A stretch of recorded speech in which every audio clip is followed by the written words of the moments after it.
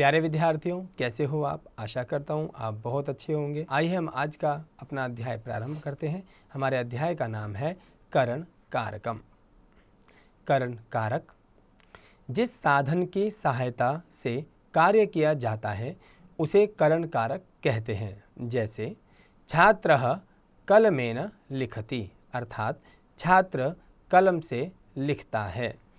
यहाँ लिखने का काम कलम की सहायता से हो रहा है, इसलिए कलम करण कारक है। करण कारक का चिन्ह से अथवा के द्वारा होता है तथा इसे तृतीया विभक्ति द्वारा प्रकट किया जाता है। आकारांत पुल्लिंग तथा नपुंसकलिंग शब्दों के तृतीया विभक्ति के रूप लिखने के लिए मूल शब्द के बाद तीनों वचनों में क्रमशः ऐ, आभ्याम तथा प्रत्यय जोड़े जाते हैं। प्यारे विद्यार्थियों, आपने यहाँ देखा कि करण कारक अर्थात के द्वारा या से इनके चिन्ह होते हैं।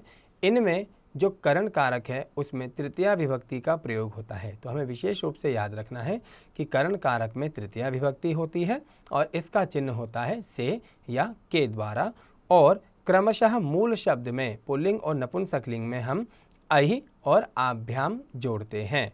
आइए अब इसका हम उदाहरण देखते हैं। जैसे देवेन देवाभ्याम देवहि, फलेन फलाभ्याम फलहि।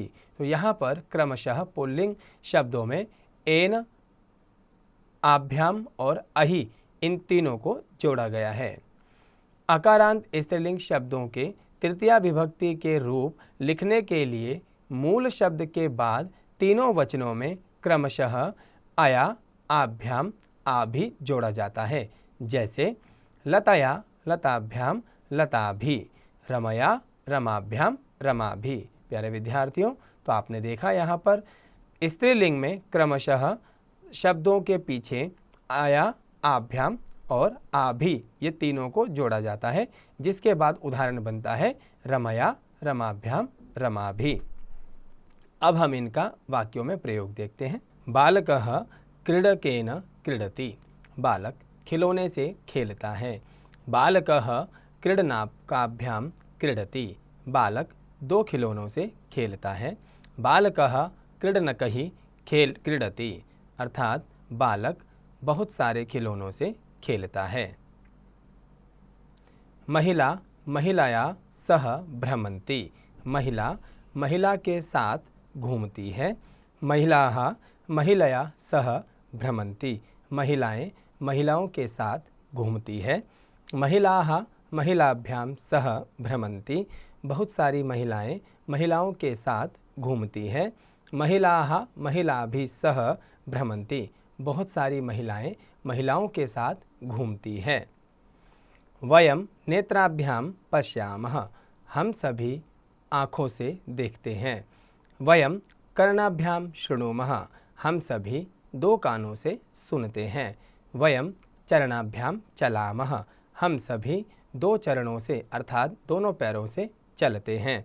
पशवः चरणहि चलन्ति, पशु अर्थात जानवर बहुत सारे पैरों से अर्थात चारों पैरों से चलते हैं।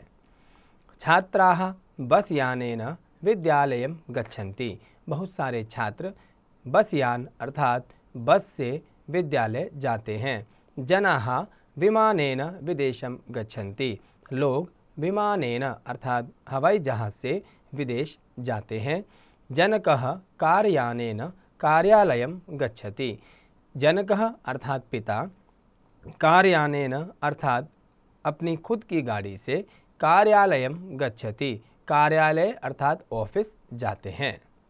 मालाकारः जलेन पादपान सिंचति, मालाकारः अर्थात माली जलेन पादपान सिंचति, जल से पौधों को सींचता है। सुरेशः भक्त्या देव पूजां करोति, सुरेश भक्ति से देव पूजा करता है अर्थात श्रद्धापूर्वक परमात्मा को या भगवान को याद करता है। अत्र बहवः भिक्षुकाः तिष्ठन्ति, यहाँ बहुत सारे भिक्षुक बैठे हैं। एकः भिक्षुकः नेत्रेण काणः अस्ति, एक भिक्षुक एक आँख से काना है। अपरः नेत्राभ्याम अंधः अस्ति। अपरः अर्थात दूसरा, नेत्राभ्याम आँखों से, अंधः अर्थात काना है, अन्यः च पादेन खंजः अस्ति और अन्य अर्थात कोई दूसरा, पादेन अर्थात एक पैर से, खंजः अर्थात लंगड़ा अपाहिज है। प्यारे विद्यार्थियों, तो हमें यहाँ पर विशेष रूप से पढ़ना है सह, इस अव्यय पद के योग में तृतीया विभक्ति का प्रयोग होता है। शरीर के जिस अंग में विकार होता है उस विकृत अंग के वाचक शब्द में तृतीया विभक्ति का प्रयोग होती है। प्यारे विद्यार्थियों, विशेष में हमें याद रखना है कि सह एक अव्यय शब्द है और इस अव्यय शब्द का जब हम प्रयोग करते हैं तो उसके साथ सदा तृतीया विभक्ति का प्रयोग होता है। दूसरा, शरीर के जिस अंग में विकार होता है, विकार कहते हैं शरीर के किसी एक हिस्से में अपाहिज होना अर्थात उसका काम न करना विकृत शब्द कहलाता है। और उस विकृत अंग के वाचक अर्थात जब हम उसके लिए किसी शब्द का प्रयोग करते हैं तो उसमें तृतीया विभक्ति होती है। जैसे हमने अभी एक उदाहरण पढ़ा, पादेन खंजः अस्ति अर्थात पैर से, खंज अर्थात अपाहिज है। जब वह पैर से, उसके पैरों में समस्या है और हम उसे विकृत शब्द कहते हैं, जब हम इस प्रकार का प्रयोग करते हैं तो वहाँ पर हमें तृतीया विभक्ति का प्रयोग करना होता है। प्यारे विद्यार्थियों, मैं आशा करता हूँ आपको यह पाठ समझ आया होगा। आप भी अपने स्तर पर तृतीया विभक्ति अर्थात करण कारक के वाक्यों का प्रयोग जरूर कीजिएगा।